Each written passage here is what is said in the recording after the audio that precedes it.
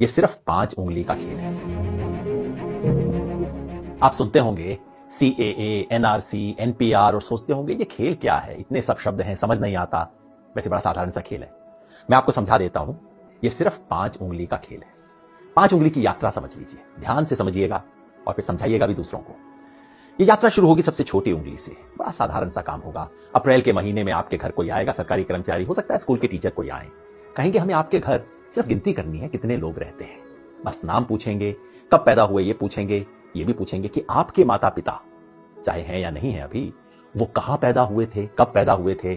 आधार card का number मांगेंगे, driving licence मांगेंगे, कोई प्रमाण नहीं मांगेंगे। उस वक्त आपको लगेगा छोटा सा मामला है। ये छोटी उंगली का पहला कदम ये है NPR वाली छोटी सी उंगली। फिर दूसरी उंगली ये D वाली उंगली है। D क्यों? क्योंकि आपके घर से जब एक बार ले जाएंगे लिख के, उसके बाद तहसीलदार के दफ्तर में, किसी सरकारी दफ्तर के अंदर कुछ टाइम बाद, हो सकता है कुछ महीने बाद, चुपचाप से उस लिस्ट का मूल्यांकन किया जाएगा और कोई सरकारी कर्मचारी उस लिस्ट में कुछ नामों के आगे D लिख देगा। D का मतलब डाउटफुल। डाउटफुल का मतलब संदेहास्पद, जिस पर शक है। किस बात का शक है? कि ये भारत के नागरिक दरअसल है नहीं। भाई कैसे फैसला होगा? कानून में कहीं नहीं लिखा कैसे फैसला होगा।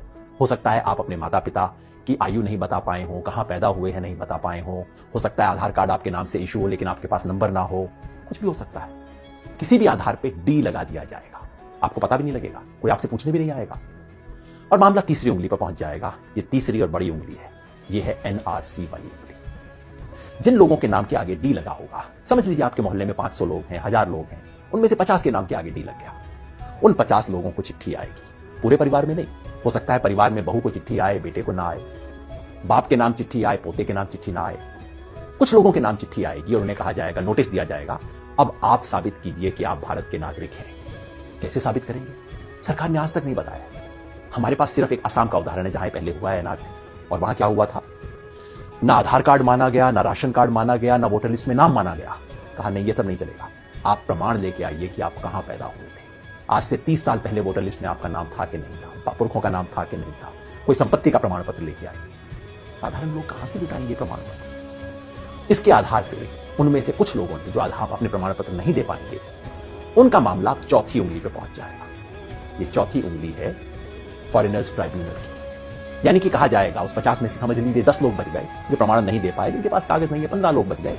उनको कहा जाएगा अब आपको आखिरी मौका दिया जा रहा है। ये उंगली आखिरी मौके की उंगली है। आखिरी मौका दिया जा रहा है, फॉरेनर ट्राइब्यूनल है, विदेशियों की अदालत है। अब उसमें जाके आप साबित कीजिए कि आप विदेशी हैं कि नहीं। अगर मुसलमान हैं तब तो कोई चांस ही नहीं है, क्योंकि यहां अब CAA का खेल शुरू हो जाए। अगर मुसलमान हैं, आपको विदेशी माना गया है, तो अब आप तो विदेशी हैं ही हैं, चाहे आपके बाप दादा यहां पे 500 साल से 1000 साल से रहते आ रहे हैं। अगर मुसलमान नहीं भी हैं तो पता है क्या है, आपको ये साबित करना पड़ेगा कि आप बांग्लादेश, पाकिस्तान, अफगानिस्तान से आए हैं। अब आप सोचिए, बिहार यूपी में रहने वाले लोग, नेपाल की तराई में रहने वाले लोग, श्रीलंका में रहने वाले लोग, श्रीलंका के पास तमिलनाडु में रहने वाले लोग कहां से साबित करेंगे भाई कि हम पाकिस्तान से आए, बांग्लादेश से आए, अफगानिस्तान से आए? फॉरेनर ट्राइब्यूनल में अगर साबित आप नहीं कर पाए, जो लोग भी साबित नहीं कर पाए, वो लोग विदेशी घोषित हो जाएंगे और मामला अब चौथी उंगली से अब अंगूठे पे पहुंच जाएगा, अंगूठे तले दबने वाला। यह है डिटेंशन सेंटर। डिटेंशन सेंटर का मतलब जेल, विदेशियों के लिए बनी हुई खास जेल। भारत सरकार इसके नियम बना चुकी है। डिटेंशन सेंटर असम में बन चुका है, कर्नाटका में काम करना शुरू कर चुका है, बाकी 10 राज्यों में बन रहे हैं डिटेंशन सेंटर। जिस व्यक्ति के पुरखे पता नहीं कब से यहां पे रहते आ रहे होंगे, उसे अपनी ही मिट्टी में विदेशी बना के डिटेंशन सेंटर में डाल दिया जाएगा। यह है खेल। शुरू होगा छोटी उंगली से, NPR से, और खत्म होगा कुछ लोगों के लिए, हो सकता है 1000 में से 1 लोग, हो सकता है 1000 में से 2 लोग डिटेंशन सेंटर में बने। क्या ये चाहते हैं? अगर नहीं चाहते तो इसे रोकने का एक ही तरीका है। ये 5 उंगली का खेल कैसे रुकेगा?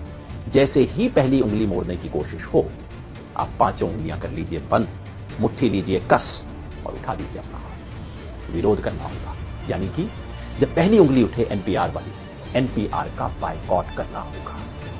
पूरे देश में जो नागरिकता संशोधन के बारे में आंदोलन चल रहे हैं, उन सब ने मिलकर कॉल दिया है, हम भारत के लोग, we the people of India, जो देश के 120 से ज्यादा संगठनों ने इकट्ठा होकर बनाया है, सब ने कहा है कि NPR का बायकॉट करें। यानी कि जब आपके घर में कोई टीचर आए, कोई सरकारी कर्मचारी आए NPR का डेटा लेने, प्यार से बात कीजिए, इससे बुरा बात करने की जरूरत नहीं। पानी पिलाइए, चाय पिलाइए, नमकीन भी खिलाइए। नमक खिलाना बहुत जरूरी है, क्योंकि ये संविधान का नमक खाते हैं, याद दिलाना है। ये कर्मचारी इस देश के कर्मचारी हैं, किसी पार्टी के नहीं है। सब कुछ दीजिए, प्यार से कीजिए, लेकिन कागज नहीं लिखवाएं, कागज में कोई सूचना नहीं दें, क्योंकि एक बार सूचना दी फिर मामला आपके हाथ से बाहर। कागज नहीं लिखवाएं। और अगर वो कहें कि ये तो कानून है, आपको करना पड़ेगा, उन्हें प्यार से कहिए मास्टर जी आपकी बड़ी इज्जत करते हैं, लेकिन क्या करें, महात्मा गांधी की इज्जत थोड़ा ज्यादा करते। इस देश के राष्ट्रपिता ने कहा था कि अगर कोई असंवैधानिक अन्यायपूर्ण कानून है, इसका विरोध करना हमारा अधिकार ही नहीं, हमारा कर्तव्य भी है, हमारा हक भी है, हमारा फर्ज भी है। इसी रास्ते पे हमें चलना होगा। याद रखिए, हम संविधान बचाने नहीं, एक हाथ में तिरंगा, दूसरे में संविधान, मन में अहिंसा और जनगणना का इसी रास्ते पे हमें चलना है। ये लड़ाई में हम लड़ेंगे और निश्चित जीतेंगे।